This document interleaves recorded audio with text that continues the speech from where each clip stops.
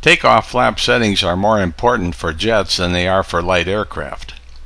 Full flaps typically reduce stall speed by less than 10 knots for light airplanes.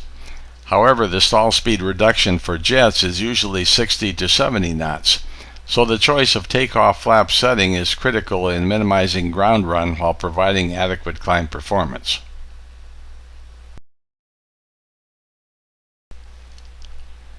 The jet transport used in the following simulations has 7 flap positions: flaps up, 1, 5, 15, 20, 25, and 30. Unlike light airplanes, where the flap settings typically indicate the number of degrees of deflection of trailing edge flaps, flap settings for jets with their complex wings usually are just position identifications that may not be related to their physical characteristics. For example, flaps 1 on one particular airliner means that the leading edge slats are fully extended while the trailing edge flaps remain retracted. Another airliner has flap positions simply designated as flaps 1, 2, 3, and 4. The following simulations examine takeoff performance for each flap setting, using the appropriate rotation and climb airspeeds, which vary with the stall speed for each flap position. All takeoffs are at 320,000 pounds, the maximum gross weight. Since takeoff distance and climb performance are based on an engine-out situation, all comparisons will include an engine failure at V1.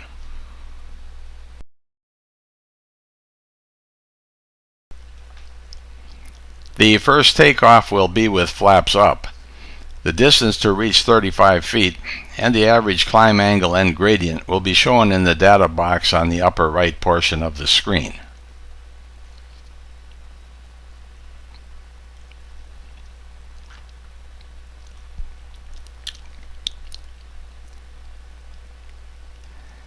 Next will be a flaps 1 takeoff. Notice a tremendous decrease in ground run.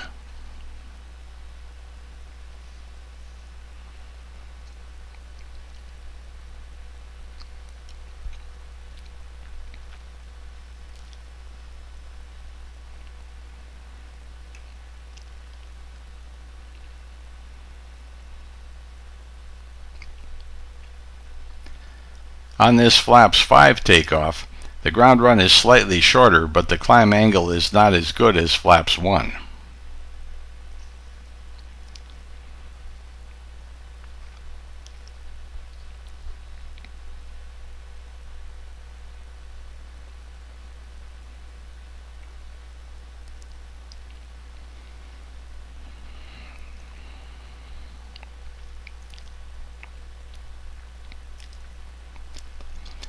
This flaps 15 takeoff ground run is shorter than flaps 5, but with significantly less climb angle.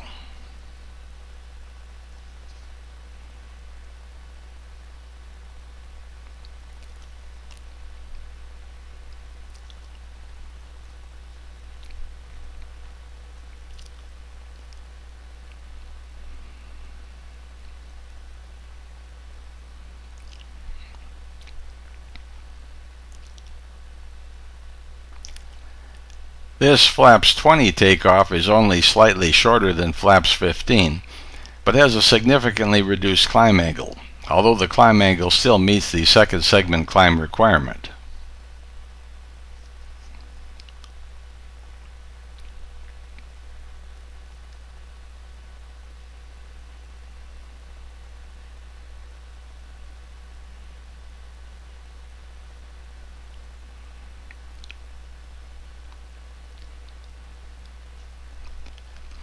A flaps 25 takeoff just barely meets the second segment climb standard, but the ground run is longer than flaps 20, so it is not a takeoff flaps choice.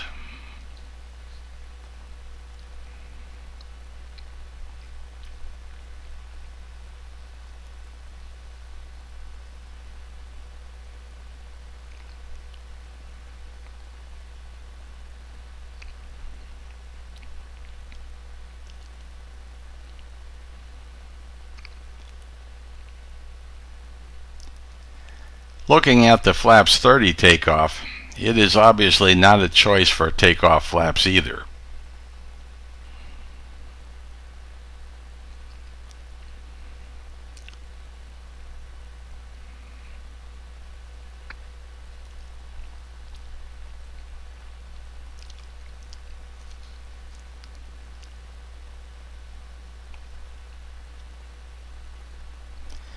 Let's look at a close-up of the data.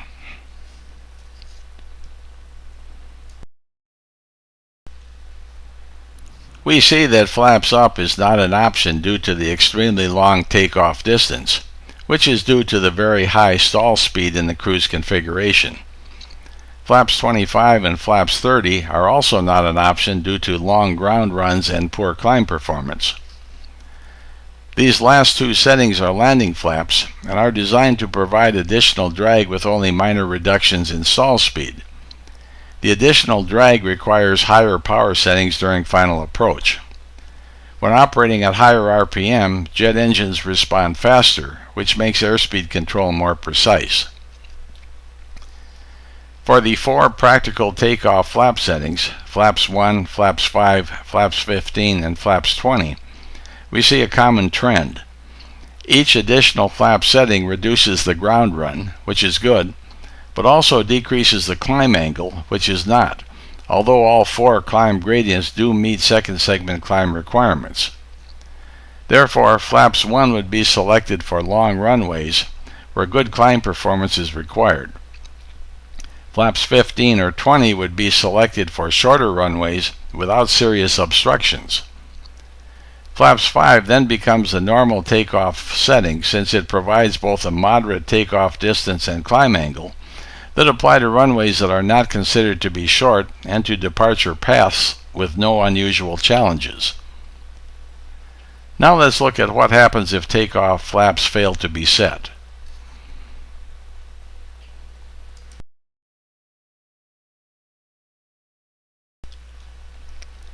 This is a normal flaps 5 takeoff with all engines operating.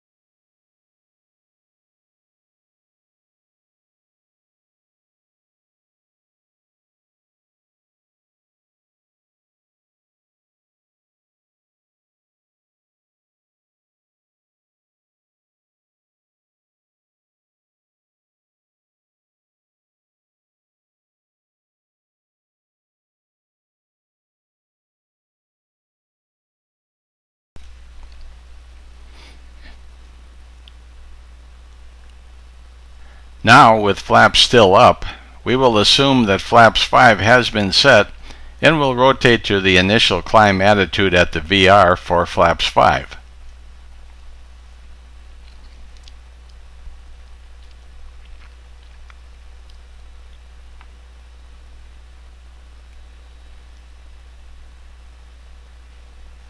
Upon reaching climb attitude, we see that we have not left the ground and it is too late to stop.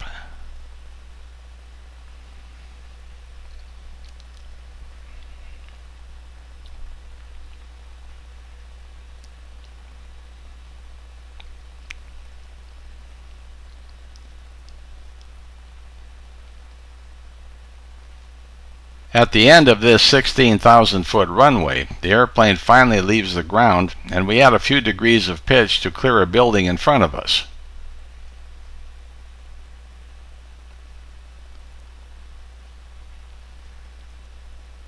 Unfortunately, after gaining a little over 100 feet, our flight ends.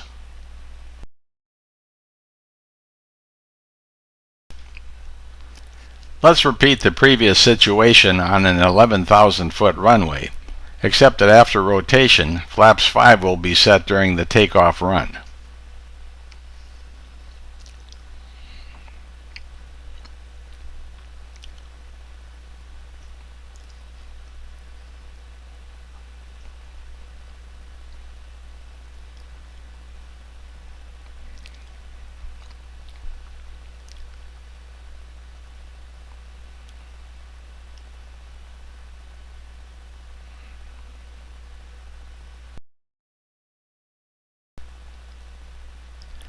Since this will work only if the flaps up condition is recognized and there is time for the flaps to extend, this procedure is generally not used.